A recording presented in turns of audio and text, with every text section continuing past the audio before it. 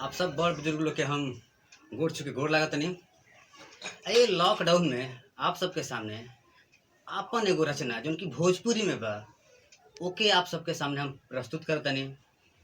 अच्छा लगी तो अपन दुलार प्यार आशीर्वाद जरूर दे। तो सुने के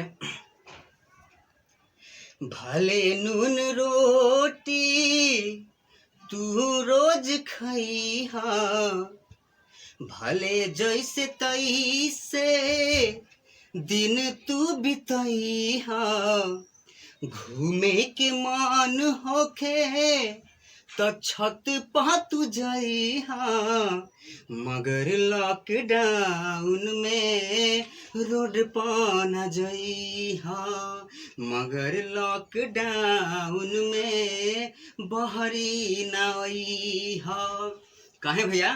तो सुने के बहरी तो खतरा बड़ा बोरियार बा कोरोना से चहुर मचल हाहाकार बा बंद बा दुकान सगरो बंद बाजार बा गुलजार रहे जहवा फेकरत सियार बा गुलजार रहे जहवा फेकरत सियार बा।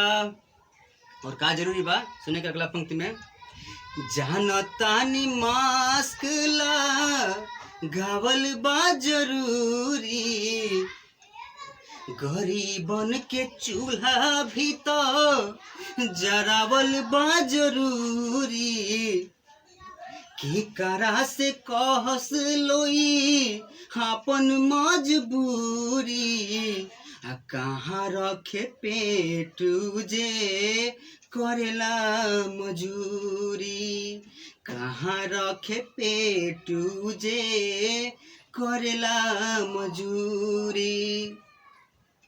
आखिरी पंक्ति सुने के अच्छा लगे ते पर आशीर्वाद चाहब कि चार रोटी खई तो एकहू खियई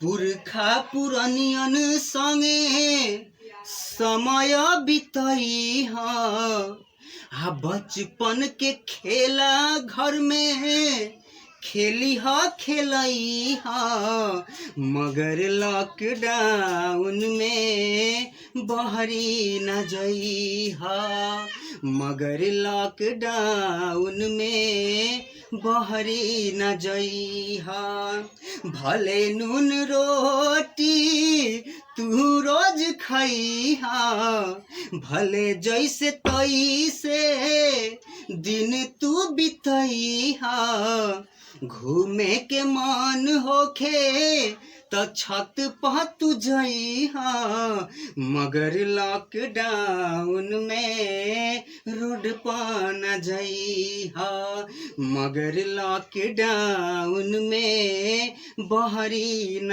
आई मगर लॉकडाउन में बहरी न आई धन्यवाद। गीत अगर अच्छा लगे होखे तो अपन प्यार दुलार आशीर्वाद दिह मत भूलम।